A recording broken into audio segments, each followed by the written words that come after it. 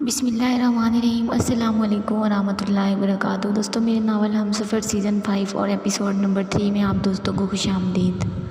دوستوں، سبحان نے اپنے چینل کے CEO سے مدد لینے کی کوشش کی، لیکن انہوں نے سبحان کی مدد کرنے سے انکار کر دیا۔ بالکل ٹھیک کہہ رہے ہو، میں تمہاری مدد نہ کر کے ہی اپنی بیٹیوں کو محفوظ رکھ سکتا ہوں، مجھے کوئی شوق نہیں ہے۔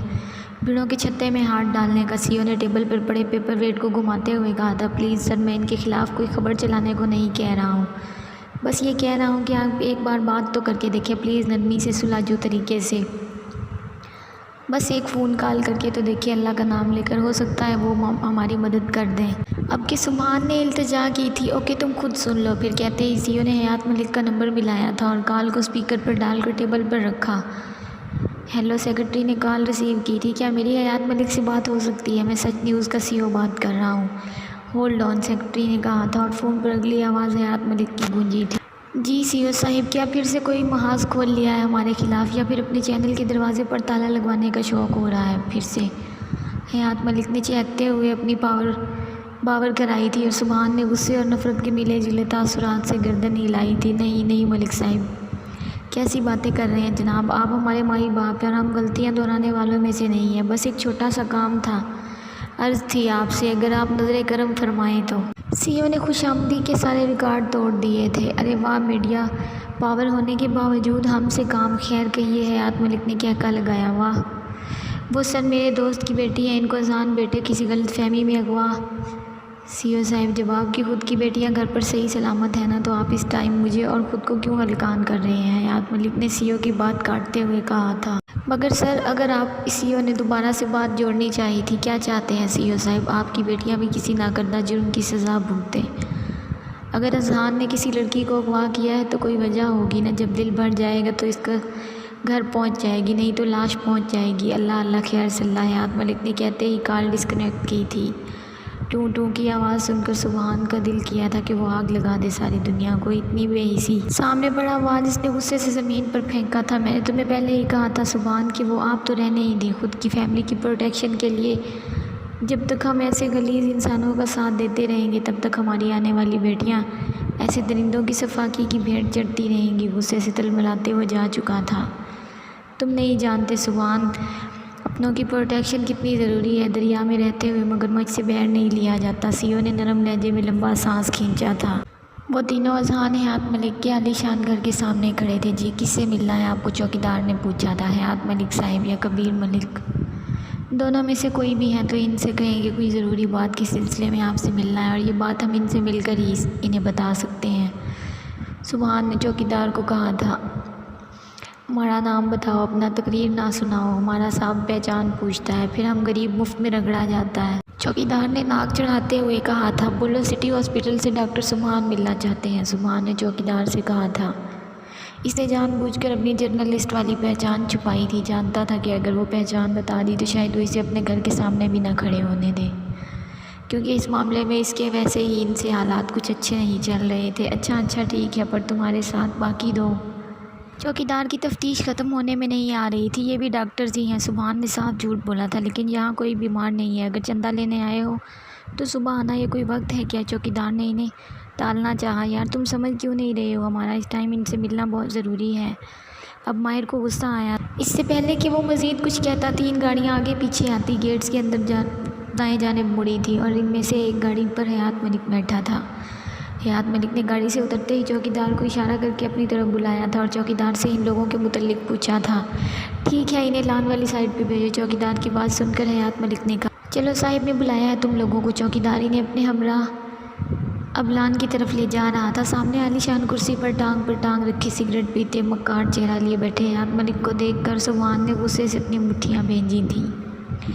جی تو ڈاکٹر صاحب، رات کے 11:15 بجے کسی شریف انسان کے گھر کے سامنے کھڑے ہو کر اسے ڈسٹرب کرنا کہاں کا انصاف ہے؟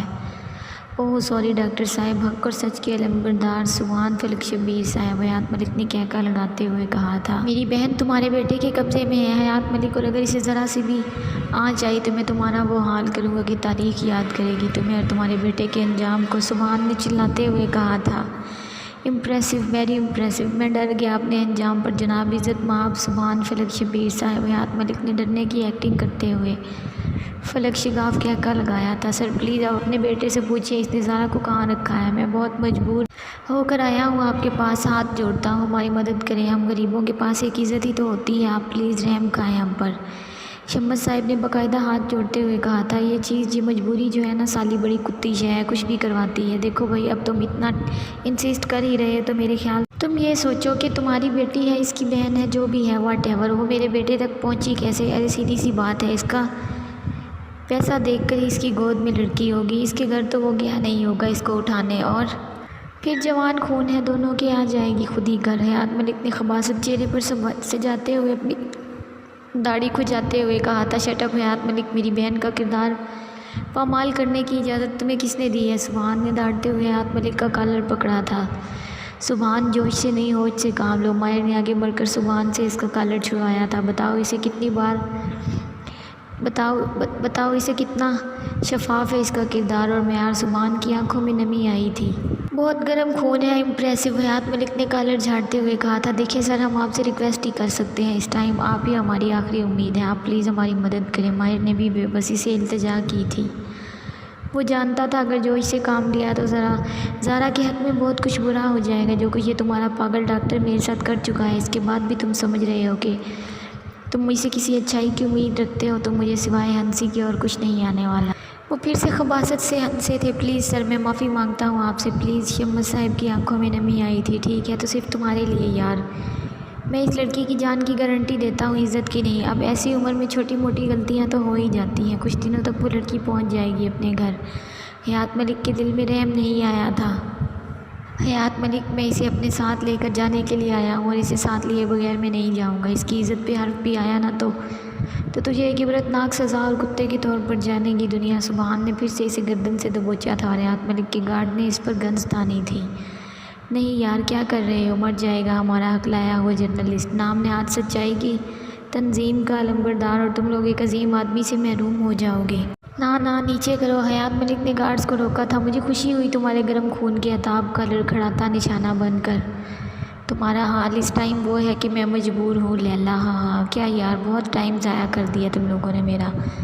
حیات ملک نے ہاتھ پر بندی گھڑی دیکھتے ہوئے کہا تھا، چوکیدار فارغ کرواؤ انہیں، اور آغاز تم نے کیا ہے، انجام کے لیے تیار رہنا، مزہ آنے والا ہے اس سرد جنگ کا۔ حیات ملک نے سبحان کی طرف اشارہ کرتے ہوئے کہا تھا، شیرے ان کے موبائل ایڈریس چیک کر کے بھیجنا، وہی ہکلایا ہوا پاگل جرنلسٹ ہے، کیا پتہ ریکارڈنگ وغیرہ کر رہے ہو، ہمیں محتاط رہنا ہے۔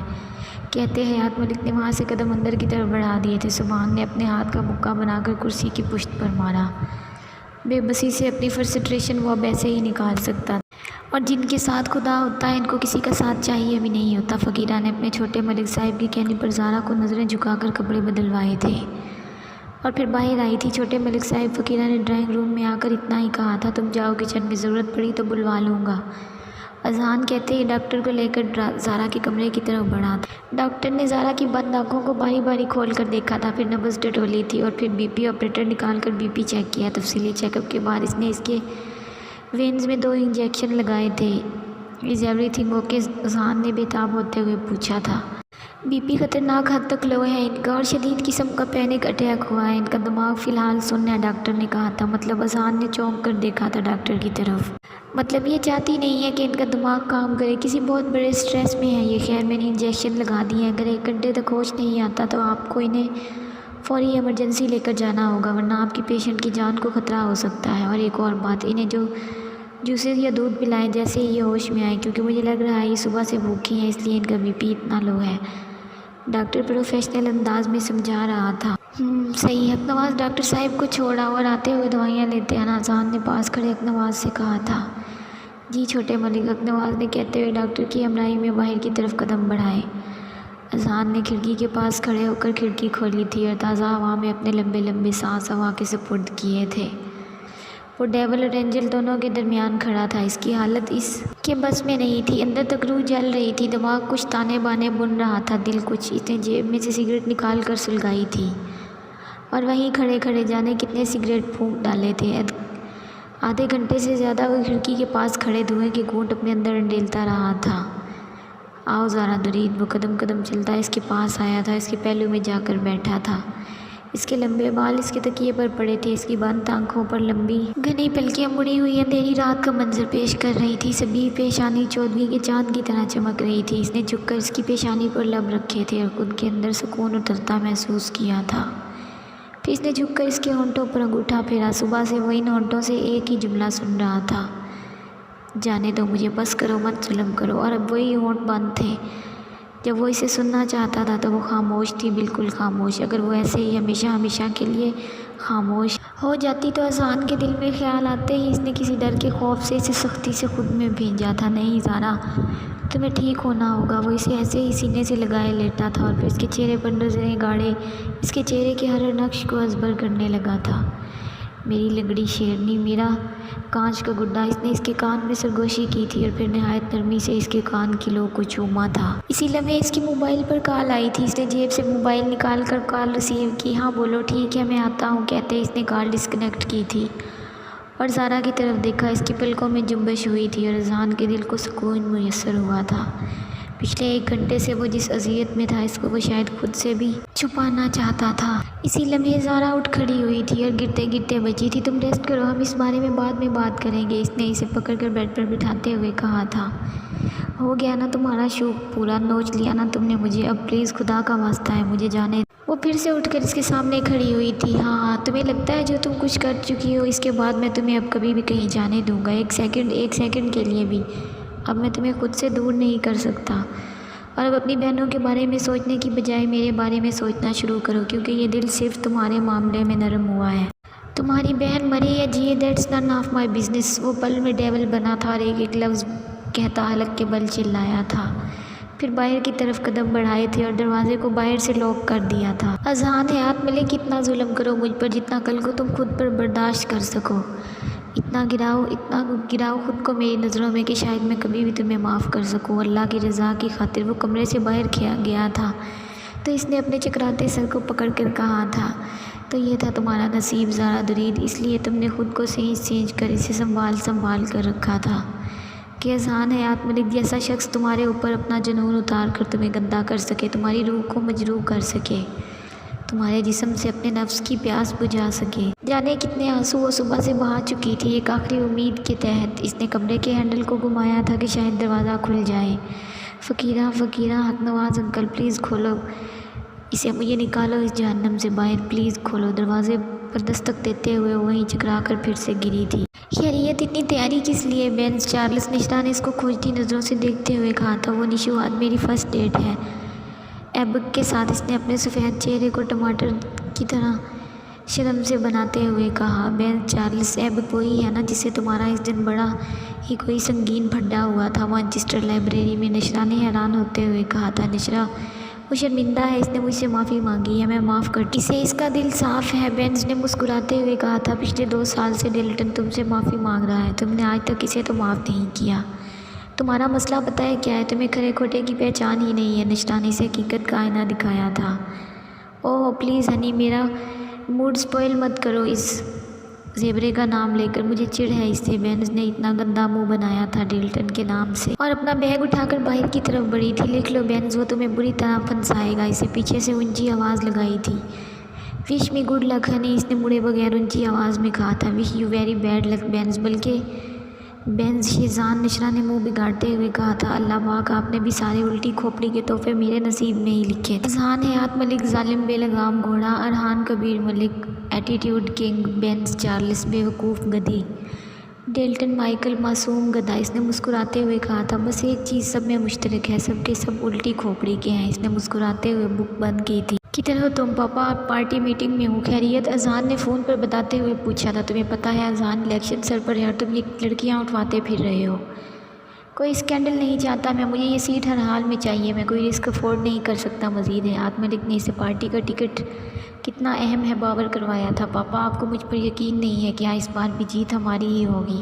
جانتا ہوں، اپنے شیر پر پورا یقین ہے مجھے، مگر جو بھی کرو بڑی رازداری سے کرو۔ میڈیا بوکھلایا ہوا ہے، ہر وقت کٹوں میں ہے، کسی بھی قسم کا کوئی رسک نہ لینا، انہوں نے اسے سمجھایا تھا۔ پاپا کچھ نہیں ہوگا، اب 2-4 کتوں کے بھونکنے سے پہلے کوئی فرق پڑا ہے جو اب پڑے گا، اس نے یوں ہنستے ہوئے کہا تھا جو بھی کرنا ہے اس لڑکی کے ساتھ جلدی کرو اور معاملہ رفع دفع کرو۔ جی پاپا ڈونٹ وری، آپ کو کسی قسم کی شکایت کا موقع نہیں ملے گا، اس نے تابعداری سے کہا تھا۔ اور یہ کچھ ماہ کے لیے دوسری عورتوں سے کنارہ کشی اختیار کر لو، 10 دن کے بعد شادی ہے تمہاری، ٹھیک کر لو خود کو ورنہ پھر تمہاری ماں مجھے نہیں بخشے گی۔ اگر اس کی بھانجی پر کوئی آنچ آئی تو انہوں نے اسے پھر سے سمجھایا تھا اور شادی کا نام سن کر اذہان کی آنکھوں کے سامنے زارا کا چہرہ لہرایا تھا۔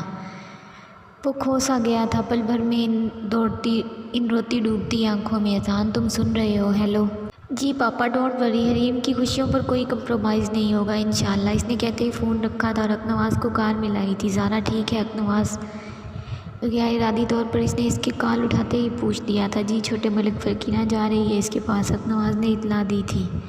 اس نہیں ان کے پاس، عزت اکنواز عزت سے بلاؤ اسے، کیا کہا تھا میں نے تمہیں؟ وہ تمہاری نئی بیگم صاحبہ ہے۔ جی چھوٹے ملک، اکنواز نے تھوک نگلا۔ جاؤ اور اس کی حالت کے بارے میں مجھے فون کر کے اطلاع دو، میں گھنٹے تک پہنچ جاؤں گا فارم ہاؤس، اس نے بتاتے ہی کال ڈسکنیکٹ کی تھی۔ لنگڑی شیرنی، ایک پل بھی کسی کام میں دل نہیں لگ رہا میرا، اس نے لمبی سانس لیتے ہوئے کہا تھا۔ وہ ہیڈ فون کان سے لگائے فل آواز میں سانگ سن رہا تھا، آڑا ترچھا بیٹھا، کوک کا کین ہاتھ میں پکڑے، ابھی سپ لیا ہی تھا کہ فون کی بیل ہوئی تھی۔ شیری کا نمبر دیکھ کر اس نے ایکسائٹڈ ہوتے کال ریسیو کی تھی۔ ہاں بولو شیری، کیا پروگریس ہے؟ اس نے کہا تھا۔ سر اس کا نام امل درید ہے، 3 بہنیں ہیں، زارا درید، امل درید اور علیحہ درید۔ ماں باپ نہیں ہے اور یہ دوسرے نمبر پر ہے۔ شیری نے جمع شدہ انفارمیشن ارحان کے سپرد کی تھی۔ کیا وہ شادی شدہ ہے؟ اس نے ڈرتے ڈرتے پوچھا تھا۔ تو سر ان میں سے کسی کی شادی نہیں ہوئی، بڑی دونوں بہنوں میں 1 سال کا فرق ہے بس۔ یو مین زارا اور امل میں؟ جی سر، اور سب سے چھوٹی علیحہ ہے، وہ شاید کسی بیماری میں مبتلا ہے۔ ہاں تھیلیسیمیا، بچپن سے ہی وہ اس کا شکار ہے، شیری نے یاد آتے ہی کہا۔ او سیڈ، اس کا مطلب جو ہاسپٹل میں تھی وہ اس کی بہن تھی، ارحان نے سرگوشی میں کہا تھا۔ کیا سر آپ کو مزید انفارمیشن چاہیے؟ نہیں اتنی کافی ہے، اور اگر تم نے پاپا کو بتایا نا تو اس سب کے بارے میں تو نوکری سے تو جاؤ گے، ساتھ میں جان سے بھی، ارحان نے اسے دھمکی دی تھی۔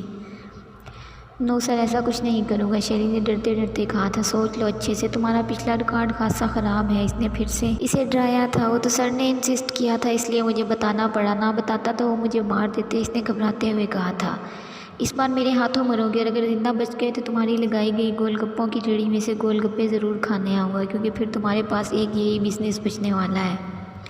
ارحان نے پھر سے اسے ڈرایا اور شیری کے تو پسینے ہی چھوٹ گئے تھے خود کو گول گپے بیچتا دیکھ کر۔ اوکے سر میں رکھتا ہوں کہہ کر اس نے کھٹاک سے فون رکھا تھا۔ ڈرپوک کمینہ، ارحان نے فون کو دیکھ کر کہکا لگایا۔ امل درید، کیا نام ہے یار؟ امل، ارحان کبیر ملک، ساؤنڈ پرفیکٹ، اس نے بے دھیانی میں لبوں سے جملہ مکمل کیا۔ نوٹ واز جسٹ جیلسی، وہ اور میں ایک نیور، وہ امل درید ہی ٹھیک ہے۔ اس نے پلہ جھاڑا تھا اپنے خیالات سے۔ 1 منٹ، وہ شادی شدہ نہیں ہے تو کسی غیر کی باہوں میں کیا کر رہی تھی؟ اسے سوچ کر ہی غصہ آیا تھا، وہ کسی نامحرم کے سینے سے لگی تھی۔ امل درید، اس نے اونچی آواز میں کہتے اپنا لیپ ٹاپ اٹھا کر بیڈ پر مارا تھا۔ کتنی ہمت ہے نا تم میں؟ ارحان کبیر ملک کے جذبوں کو ہوا دے کر اس کی آنکھوں کے سامنے کسی اور کی باہوں میں پناہ ڈھونڈی، اپنے آنسو بہائے، اس کے دامن میں اپنا غم ہلکا کیا۔ تمہیں تو کسی صورت نہیں چھوڑوں گا میں، وہ غصے سے اٹھا تھا۔ جب وہ دوبارہ سے امل درید کو دیکھنے کے لیے ہاسپٹل پہنچا تھا تو اس وقت وہ سنان کے سینے سے لگی آنسو بہا رہی تھی۔ تم بچو اب امل درید مجھ سے، اب کوئی ارحان کبیر ملک کو سمجھائے کہ یہ بس جیلسی نہیں ہے۔ فقیرہ نے ٹرے میں کھانا رکھا تھا، کچھ جوس اور دودھ، اور پھر وہ سب لیے زارا کے کمرے کی طرف بڑھی۔ اس نے کمرے کا دروازہ کھولا ہی تھا کہ سامنے زارا بے ہوش پڑی تھی۔ اس نے ٹرے ٹیبل پر رکھ کر گلاس میں سے پانی ڈال کر اس پر پانی کے چھینٹے مارے تھے۔ وہ ہوش میں آئی تھی۔ فقیرہ کو دیکھ کر وہ سیدھی ہو کر بیٹھی۔ پلیز فقیرہ آنٹی مجھے جانے دیں، میں آپ کے آگے ہاتھ جوڑتی ہوں، خدا کا واسطہ ہے، میری بہن کو میری ضرورت ہے، وہ وینٹیلیٹر پر ہے، پلیز۔ اس نے روتے ہوئے ہاتھ جوڑے تھے۔ دیکھو میری سونی دی، یہ کھا لے، اگر تو نے یہ نہ کھایا تو چھوٹے ملک مجھے جان سے مار دیں گے، میری دی یہ لے۔ فقیرہ نے اس کی بات نظر انداز کی تھی۔ آنٹی پلیز، اس نے فقیرہ کے پاؤں پکڑے تھے۔ یہ لے کھا۔ فقیرہ نے اپنے پاؤں پیچھے کر کے نوالا اس کی طرف بڑھایا تھا۔ نہیں کھا سکتی میں، کیسے اترے گا نوالا الگ سے؟ میری سانسیں تکلیف میں ہیں فقیرہ، آپ کو کوئی تکلیف میں ہو تو آپ کھا سکیں گی کچھ نہیں نا، خدا کے لیے مجھے جانے دیں۔ اس نے اس کا ہاتھ پیچھے کرتے پھر سے اس کے پاؤں پکڑے تھے۔ دیکھتی میں مجبور ہوں، میں کیسے جانے دے سکتی ہوں تجھے، تو دعا کر سونے رب سے، وہ چنگیاں کرے گا۔ فقیرہ نے اپنے آنسو صاف کرتے کہا تھا۔ اس کو اس کی بے بسی پر رونا آ رہا تھا۔ فقیرہ کچھ کھلایا بیگم صاحبہ کو؟ حق نواز نے کمرے میں انٹر ہوتے پوچھا تھا۔ حق نواز انکل پلیز مجھے جانے دیں، ایک بار مجھے علیہ سے ملنے دیں، مجھے اپنا لمس سونپنے دیں اسے، وہ ٹھیک ہو جائے گی تو میں خود آؤں گی یہاں پلیز۔ وہ حق نواز کے آگے روتے ہوئے التجا کر رہی تھی۔ میں نہیں کر سکتا ایسا، اس نے اس کی آنسوؤں سے بھری آنکھوں میں دیکھتے ہوئے کہا تھا، پھر نظریں جھکا لی تھی۔ اس بس سے نہ کہہ کچھ، یہ تیری مدد کبھی نہیں کرے گا۔ فقیرہ نے حق نواز کی طرف حقارت سے دیکھتے ہوئے کہا تھا، تو چپ رہ اور بیگم صاحبہ کو کھانا کھلا۔ حق نواز نے فقیرہ سے کہا، دیکھا میں نے کہا تھا نا دی، یہ نہیں کرے گا تیری مدد، میں نے زندگی گزاری ہے اس مر جانے کے ساتھ، یہ تو اپنی اولاد کو بھی حلال کر دے ملکوں کے واسطے۔ سارا جھک کر حق نواز کے پاؤں پکڑ رہی تھی، فقیرہ کی آنکھوں سے آنسو کی لڑیوں کی طرح گر رہے تھے۔ حق نواز رب سونا بہت ناراض ہوگا ہم سے، تجھے نہیں پتہ یتیم کی آہ ہر شے لا دیتی ہے، فقیرہ نے روتے ہوئے کہا تھا۔ رو تو حق نواز بھی رہا تھا، ہر شخص اپنی جگہ مجبور تھا، حق نواز بھی مجبور تھا، ملکوں کی وفاداری کی بیڑیاں جو بندھی تھی پاؤں میں۔ دیکھ حق نواز، ویسے بھی ہم بوڑھے ہو گئے ہیں، مرنا تو ہے ہی، کیوں نہ کچھ چنگا کر جائیے، فقیرہ نے بھرائی آواز میں کہا۔ پلیز حق نواز بابا، زارا درید نے روتے ہوئے پھر سے التجا کی تھی، اور حق نواز اس کے بابا کہنے پر ہی واری ہو گیا تھا۔ اپنا کانپتا ہاتھ اٹھا کر اس کے سر پر رکھا اور اسے اپنے قدموں سے اٹھایا تھا۔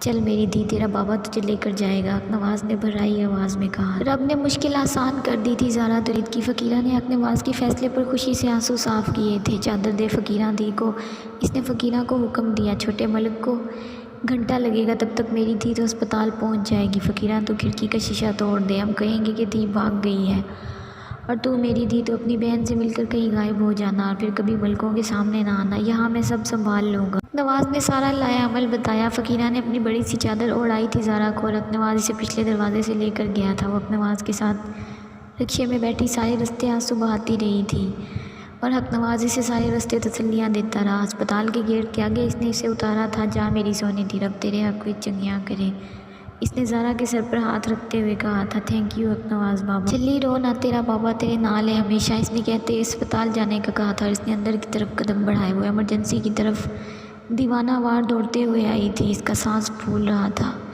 اس کا دل دھڑک رہا تھا۔ تازہ ہوا میں آج سے پہلے باہر آکسیجن کی کمی محسوس ہو رہی تھی، دل اتنی زور سے دھڑک رہا تھا کہ پسلیوں سے باہر آ جائے گا۔ وہ ایمرجنسی کے دروازے کے پاس آ کر رک گئی تھی، سامنے حالت مرگ میں ننھا وجود پلاہٹ لیے پڑا تھا، ہوش و حواس سے بے گانہ۔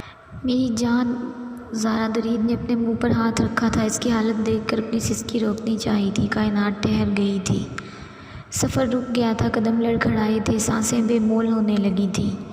سحر سے شام تک کا سفر طے ہوا تھا، ملاقات کا لمحہ آن پہنچا تھا، ابتدا یا فنا دونوں میں سے ایک عمل دہرایا جانا تھا۔ امر یقینی تھا اور خوشبو پہچان تھی، دونوں کے دل ایک دوسرے کے قدموں کی چاپ، لمس اور خوشبو کو پہچانتے تھے۔ سینکڑوں میلوں کی دوری سے بھی ایک وجود بیڈ پر تھا تو دوسرا دروازے کے پار۔ ننھی روح صبح سے انتظار کے دانے پر تھی، اور پھر چپکے سے سور پھونکا جانے لگا تھا، ارد گرد دھواں پڑنے لگا تھا، آنکھیں دھندلانے لگیں۔ علیحہ، زارا درید کی روح نے تڑپ کر کہا تھا، اور بوجھل قدموں سے اس کی طرف بڑھی تھی، اسے اپنے لمس کا احساس دلانے، اور ننھی روح تو کب سے اس جسم کے پنجرے سے آزاد ہونے کے لیے اس لمس کی پیاسی ہی تو بیٹھی تھی۔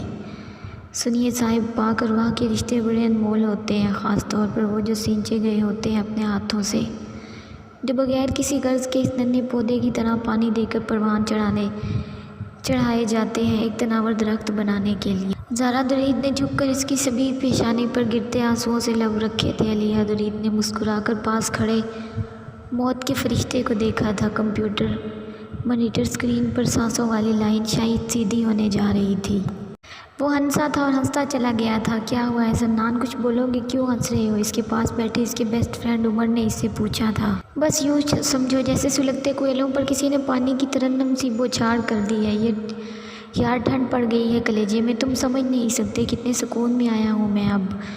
واہ اذہان حیات ملک، واہ یو آر گریٹ، کیا دھانسو انٹری ماری ہے عمر، میرے ساتھ پتہ ہے وہی حساب ہوا ہے، سانپ بھی مر گیا اور لاٹھی بھی نہیں ٹوٹی۔ وہ ہنستے ہوئے کھلکھلاتے ہوئے کہہ رہا تھا۔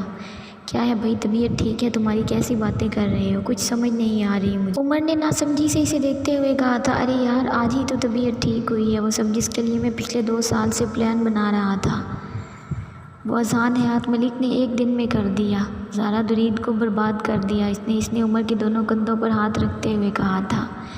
کیا واقعی تم سچ کہہ رہے ہو؟ اور یہ اذان حیات ملک وزیر پنجاب کا بیٹا ہے نا؟ اس نے حیران ہوتے ہوئے پوچھا تھا۔ تمہیں پتہ ہے عمر، آج تک میں وہ تھپڑ نہیں بھولا جو اس نے میرے منہ پر مارا تھا میرے دوستوں کے سامنے۔ آج تک اس تھپڑ کی جلن محسوس ہوتی ہے مجھے اپنے منہ پر۔ میری محبت کا جواب اس نے میرے منہ پر تھپڑ مار کر دیا تھا نا۔ خیر نڈر وہ شروع سے ہی بہت ہے۔ آج اس نے علیہ کی خاطر اذان حیات ملک پر فائر کیے اور وہ اسے اٹھا کر لے گیا، سنان نے کہکا لگاتے ہوئے کہا تھا۔ ہائے کاش میں وہاں ہوتا، اس کی عزت کی دھجیاں اڑتے دیکھتا، سنان نے دل پر ہاتھ رکھ کر سرد آہ بھرتے ہوئے کہا تھا۔ تو اب کیا تم چھوڑ دو گے عمل کو؟ کیونکہ تمہارا بدلہ تو پورا ہو گیا نا۔ زارا سے بدلہ لینے کے لیے ہی تو تم نے عمل کو پیار کے جال میں پھنسایا تھا۔ عمر نے اس سے اس کا اگلا لایا عمل پوچھا تھا۔ ایسے کیسے بدلہ پورا ہو گیا؟ پیارے عمل سے نکاح میں ہر حال میں کروں گا، چاہے زارا یا علیہ زندہ بچیں یا نہ۔ ویسے بھی ان دونوں کے بعد عمل بیچاری اکیلی رہ جائے گی، تو استعمال کریں گے بھائی اس کے اکیلے پن کو، اور پھر طلاق دے کر فارغ۔ اب اپنے لیے گئے بدلے میں تھوڑا بہت میں بھی تو حصہ ڈالوں گا نا، پھر ہی اس دل کو دلی سکون ملے گا، اس نے عمر کو آنکھ مارتے ہوئے کہا تھا، اور گاڑی کی کیز اٹھائیں۔ اب کہاں؟ ہاسپٹل جا رہا ہوں لائیو میلو ڈرامہ دیکھنے، کہکا لگا کر کہا تھا اس نے۔